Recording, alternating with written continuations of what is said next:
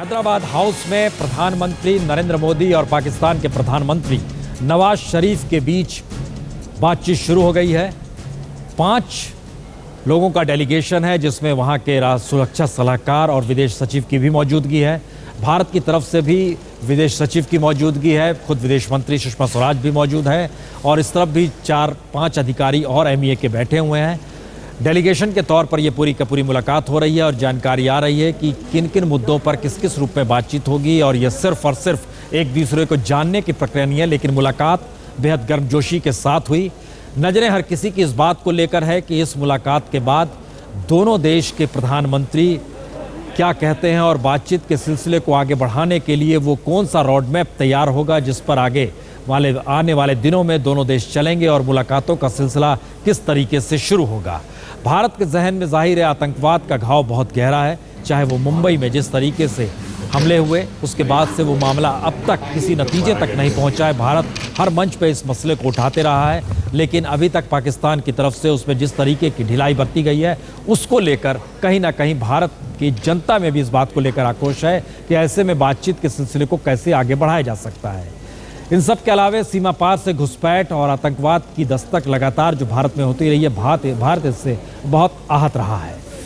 लेकिन माना यह जा रहा है कि देश में सत्ता बदली है, तो ऐसे में नरेंद्र मोदी अब संबंधों को लेकर एक नई दिशा का एक आगाज कर सकते हैं। इस पर सबकी नजर है। वैदिक जी, क्या वाकई नरेंद्र मोदी के जरिए भारत और पूरी दुनिया जो देख रही है एक बड़ा भारी परिवर्तन तो हम नहीं कहें, लेकिन एक नए चैप्टर की शुरुआत देखी जा रही है? और अगर देखी जा रही है तो क्यों देखी जा रही है? ये इसलिए देखी जा रही है कि नरेंद्र मोदी से लोगों ने ऐसी उम्मीद नहीं की थी। जो काम नरेंद्र मोदी ने कर दिया। पाकिस्तान में पैदा हुए डॉक्टर मनमोहन सिंह 10 साल में जो काम की कल्पना भी नहीं कर सकते थे, वो उस नरेंद्र मोदी ने कर दिया, जिसको बहुत सी बदनामियां सहना पड़ी हैं गुजरात के मुख्यमंत्री रहते हुए।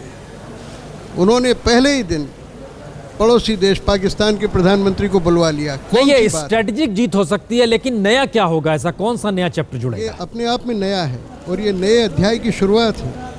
मियां नवाज शरीफ आज जो उनसे बात कर रहे हैं, अभी मैं जानता हूँ कि न कश्मीर का मुद्दा हल होने वाला है, न वो बम्बई पे हमला करने वालों को हमारे हस्तगत कर देंगे, ये भी नहीं होने वाला है। और ये भी नहीं होने वाला है कि तुरंत सर्वाधिक अनुग्रहित राष्ट्र का दर्जा, MFN स्टेटस, यहीं वो घोषणा करके चले जाएं, ये भी नहीं होने वाला है।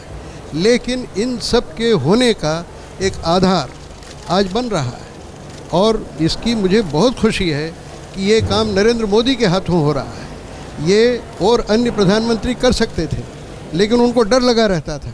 आज नरेंद्र मोदी के पास डरने के लिए कोई बात ही नहीं है। 282 का बहुमत है। वाइको को गिरफ्तार कर लिया कि नहीं कल? और जो नहीं मिलना चाहता है, ममता बनर्जी नहीं बात करना चाहती है, ना आए, क्या फ़र्क पड़ता है? देश हित में जो भी करना आवश्यक है, जो इंदिरा गांधी कर सकती थी 1971 में। देखिए, जानकारी आ रही है कि इस मुलाकात के बाद 2:20 पे मीडिया से पाकिस्तान के प्रधानमंत्री बात कर सकते हैं। यानी जो डेलीगेशन की मुलाकात है उसमें जाहिर है ये सवाल उठेंगे कि क्या क्या बातचीत हुई, तो 2:20 पर मीडिया से बातचीत हो सकती है, ये जानकारी निकल कर आ रही है। मतलब सब बहुत साफ है कि इस बातचीत के जरिए कहीं ना कहीं आगे बढ़ने की स्थिति क्या ये देखा जाए। पार्था, ये आप माइक लेकर बोलें। पाकिस्तानियों की आदत है कि आम सहमति के बिना वो ऐलान कर देते हैं कि प्रेस के साथ इस वक्त मिल रहे हैं, किस वक्त मिल रहे हैं। अब हम क्या करते हैं ये देखना पड़ेगा कि कौन बात करेगा। MEA का इसमें रोल क्या रहता है? अगर MEA का रोल ये रहता है कि अगर इन्होंने ये किया तो एक बैठक बुलाकर ये तय करना कि मीडिया स्ट्रैटेजी क्या होगा। सीधी बात है। इसमें यह भी तय होता है कि आप सिर्फ इतना बताएंगे क्या बात हुई, कोई सवाल जवाब नहीं होगा। अब वो अंदरूनी बहस के बाद ही वो तय करेंगे कि कौन बोलेंगे। प्रवक्ता बोलेंगे, विदेश मंत्री बोलेंगे, विदेश सचिव बोलेंगे, ये तय होना पड़ेगा। मैं सोचता हूँ कि खुद मियां नवाज शरीफ पत्रकारों से बात करेंगे। कल मैंने कहा था सुबह ही कि मियां नवाज शरीफ को शपथ समारोह के पहले कोई प्रेस कॉन्फ्रेंस करनी नहीं चाहिए, और विदेश मंत्रालय को उसकी अनुमति नहीं देना चाहिए। मुझे खुशी है कि विदेश मंत्रालय ने कल उनको प्रेस कॉन्फ्रेंस की अनुमति नहीं दी। क्यों कहा मैंने ऐसा? इसलिए कहा कि मियाँ नवाज़ शरीफ तो हो सकता है कि पूरा ध्यान रखें, हो सकता है कि मियाँ नवाज़ शरीफ और सुषमा स्वराज और नरेंद्र मोदी तीनों मिलके बातचीत में ये तय करें कि फला फला बात हमको कहना है, लेकिन आप और मुझ पर कौन काबू कर सकता है? वहाँ जो पत्रकार बैठे हैं वो तो सवाल कुछ करेंगे ही। कोई भी सवाल पूछ सकते हैं और बख्शी सवाल का साहब, जवाब कुछ भी हो सकता है। एक सवाल है, हम लोगों ने शुरुआत की थी बहस में तो आज ये भी बात आई थी कि लाल किले का दीदार करने पहुंचे थे नवाज शरीफ साहब सुबह ही। पहला हमला भारत में लश्कर तोयबा ने लाल किले पर ही किया था और हमने तो पाकिस्तान में उन पोस्टर को भी देखा था जिसमें लाल किले के आगे किस तरह बंदूक और जवातुल दावा का झंडा लहरा रहा था। सवाल सिर्फ इतना है, नवाज शरीफ को जब निमंत्रण भेजा गया उस दौर में भी पाकिस्तान की जमीन पर खड़े होकर लश्कर तोयबा या जमातुल दावा का या हाफिज सईद खुले तौर पर कह रहे थे नहीं जाना चाहिए। कश्मीरियों को क्या जवाब देंगे? भारत के जहन में आतंक का ये जो घाव है इतना गहरा है, इस बातचीत के जरिए आपको लगता है उस दिशा में कोई भी बातचीत हो पाएगी आज या बिल्कुल नहीं? व्यापार, बिजनेस, आपस में सौहार्दपूर्ण बात, यही सब बात होगी।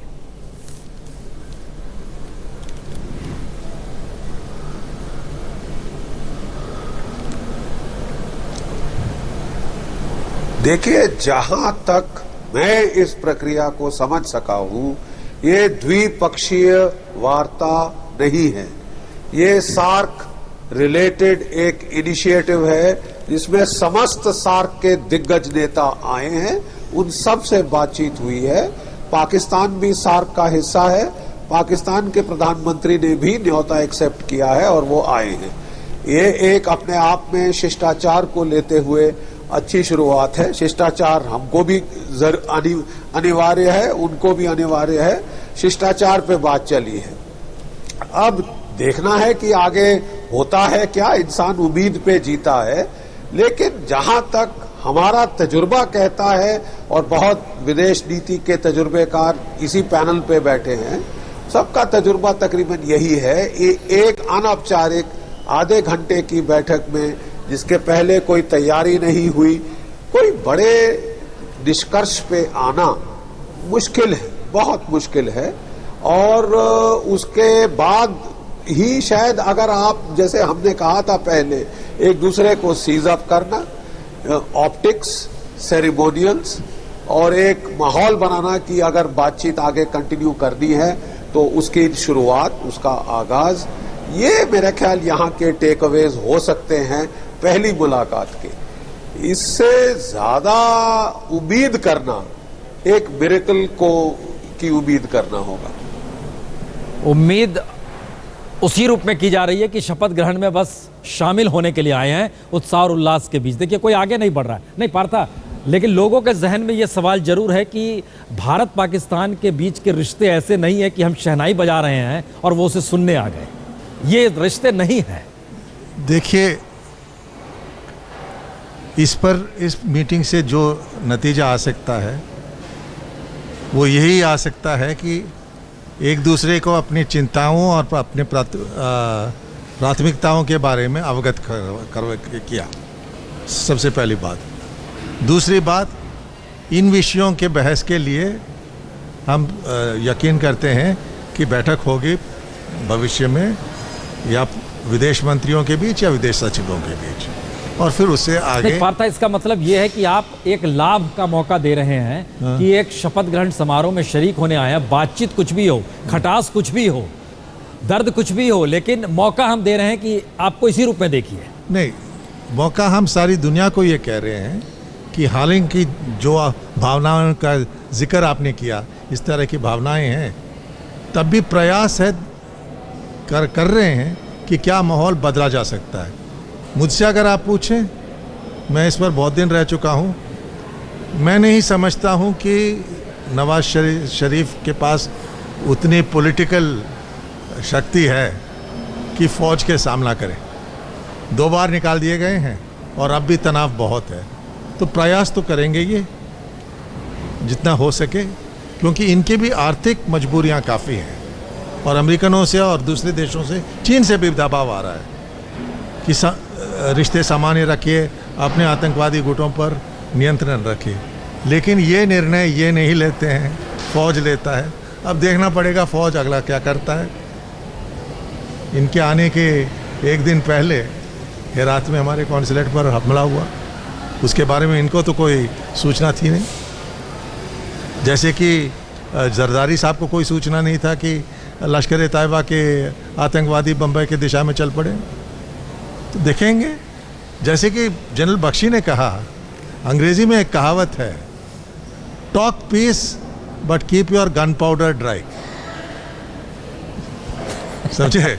यानी अमन शांति के बारे में जरूर बात करें जी, लेकिन अगर कुछ दुर्भाग्य के कारण बंदूकों को भी तैयार रखना है तो रखिए। वैदिक साहब, लगा यही पिछले दिनों की पीस टॉक तो हो रहा है लेकिन गन पाउडर तैयार नहीं रखा गया था। ये मैसेज सेना में भी जा रहा था। बख्शी साहब तो तमाम चैनल में हम इन्हें जब बैठाते थे ये बेहद गुस्से में कांपने लगते थे।